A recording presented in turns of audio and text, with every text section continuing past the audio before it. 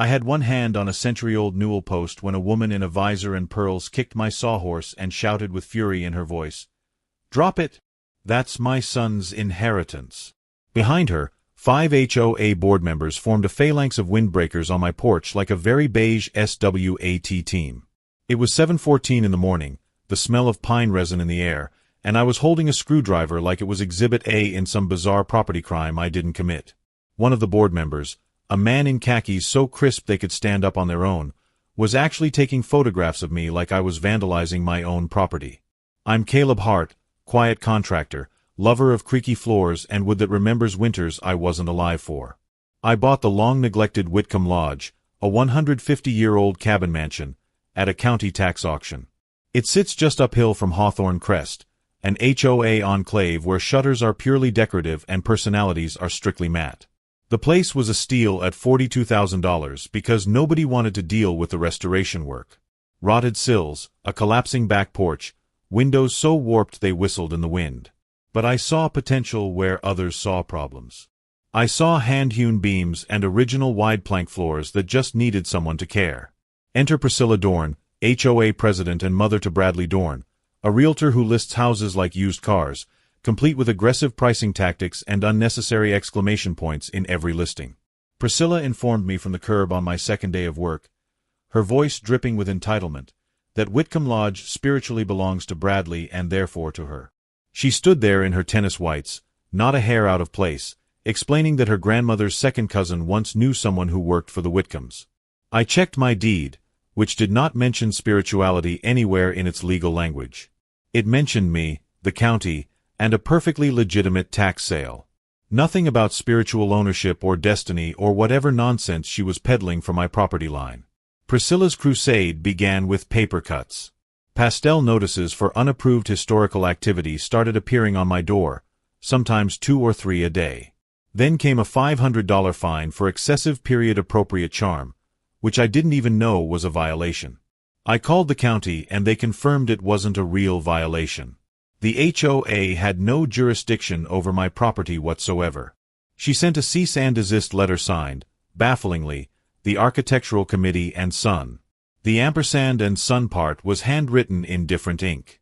She staged heritage inspections where she'd stride in with a clipboard and shout questions at my rafters like they were hostile witnesses. Her voice would echo through the empty rooms as she demanded to know if I had permits for authenticity, for historical accuracy, for breathing near antique woodwork. I started documenting everything. Every notice, every visit, every bizarre claim. My lawyer, a patient woman named Rita who specialized in property disputes, told me to keep a log. She said people like Priscilla eventually hang themselves with their own rope if you just give them enough length. I didn't realize how literal that advice would become. Then came the signs. Bright yellow private park HOA members only signs, hammered into my lawn like she was colonizing Mars. I pulled them out. She put them back. This happened 4 times in 1 week. She circulated a newsletter claiming I'd stolen a family homestead and that the Dorns were direct Whitcomb heirs. The newsletter had a family tree that looked like it was drawn by someone who'd never seen an actual family tree. Lines went sideways, names were misspelled, and somehow Bradley was descended from 3 different Whitcomb siblings simultaneously. Bradley filmed TikToks on my stone steps, gesturing at the house like a game show prize while explaining to his followers how this was rightfully his family property. He'd do these dramatic pans of the facade while saying things like, "My ancestors built this with their bare hands." The Whitcombs had used professional builders, and the construction records were in the county archive. Someone zip-tied a chain across my drive. Someone, and I had a pretty good guess who, put a bright orange stop work unpermitted sticker on my door with a fake county seal that featured a seagull. "We are 3 hours from the ocean." When I pointed this out to my neighbor Tom, a retired teacher who'd lived in Hawthorne Crest for 20 years, he just shook his head and said Priscilla had tried to fine him once for having the wrong shade of beige on his shutters. I tried reasoning with her at first. I showed her my title documents, my purchase records, everything. She waved them away, saying with absolute conviction that paperwork doesn't override bloodlines. I pointed out that she couldn't prove any bloodline. She said the proof was in her heart and her family Bible. I asked to see the Bible. She said it was too precious to show strangers. The circular logic was dizzying. Then she started showing up during my work hours, just standing at the property line with her arms crossed, staring. It was unnerving. I'd be on a ladder replacing a window sash and there she'd be, silent and glaring like a suburban gargoyle. Priscilla went from petty to felony faster than I expected. She filed an affidavit of heirship at the recorder's office naming Bradley as the sole issue of the Whitcomb line. She attached a forged addendum to an 1890 deed and tried to record a lease pendens clouding my title. The lease pendens claimed there was a legal dispute over ownership and would have made it impossible for me to refinance or sell. That afternoon she let herself into the lodge through a side door I hadn't secured yet. I'd been focusing on the structural work and hadn't changed all the locks. My mistake. She staged a family portrait on the mantel, complete with flowers in a vase, and filmed a tearful video about our legacy. She kept saying our like she'd lived there her whole life, like she'd grown up running through these hallways. Unfortunately for her, the county recorder noticed the notary stamp belonged to a dead notary. The notary had been deceased for 7 years. The registrar, a sharp woman named Denise who'd worked in that office for 30 years, flagged it immediately and called a deputy. She told me later that she sees attempted fraud maybe twice a year, but this was the sloppiest she'd ever encountered. Also unfortunate for Priscilla, I'd installed motion cameras after the third trespassing incident. The trespasser with a fern brooch was captured in 4K resolution explaining to Bradley which rooms would show well once we reclaim it. She gave him a full tour of my property, discussing paint colors and furniture placement, pointing out which walls they'd knock down to open up the floor plan. The footage was almost comical.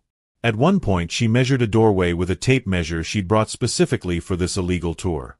Bradley asked if they should stage it Scandinavian or farmhouse.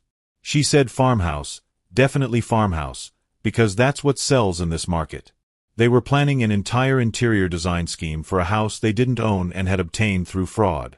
I walked into the emergency hearing with my tax deed, title insurance, and the Whitcomb Foundation's letter confirming the last heir died in 1978 and donated any residual interest to a land trust, which later sold at auction. That's where I bought it. Clean, legal, documented. Rita had prepared a binder 3 inches thick. The judge asked Priscilla for probate papers. She produced the seagull seal again, presenting it like it was the crown jewels. She also had a printed family tree from some genealogy website, the kind you can edit yourself without verification.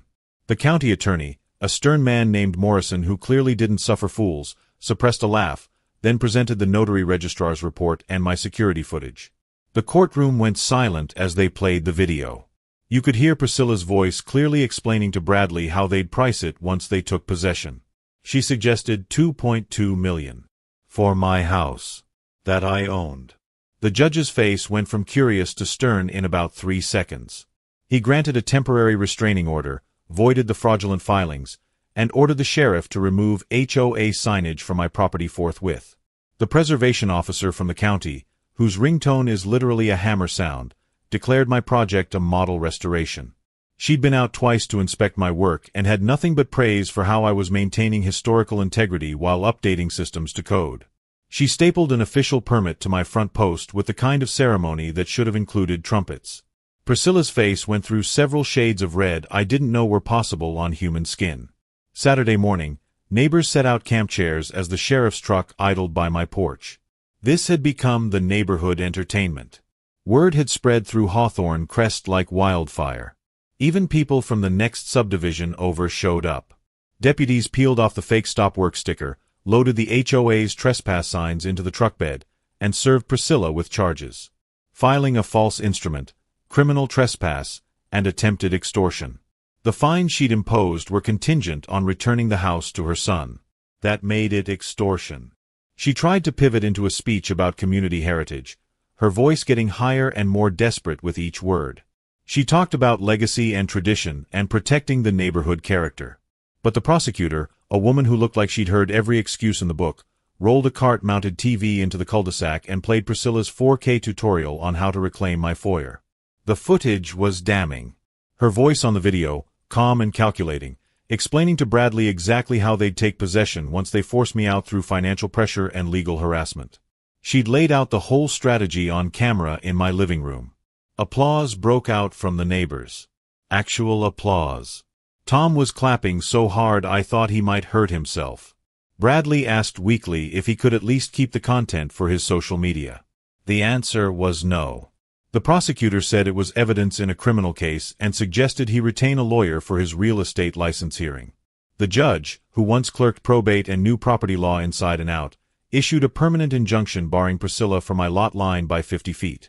He ordered the HOA to pay my legal fees, which had climbed to $18,000. Then he added a $25,000 penalty to the county preservation fund. Priscilla's mouth fell open. She stammered that she didn't have that kind of money. The judge said coldly that she should have considered that before committing fraud and forgery. He added that her actions had wasted county resources and court time. He looked genuinely angry, which I'd been told was rare for him. The court sentenced her to 200 hours of community service under the supervision of the preservation officer, sanding and repainting Whitcomb Lodge's porch spindles in historically correct milk paint. She stood there in shock, her face pale, as the judge explained she'd be wearing a neon vest that reads volunteer not an heir. Bradley's real estate license was placed under immediate review for misrepresentation of property interest and ethical violations. Priscilla finally broke, her voice cracking as she said this wasn't fair, that she was protecting family legacy.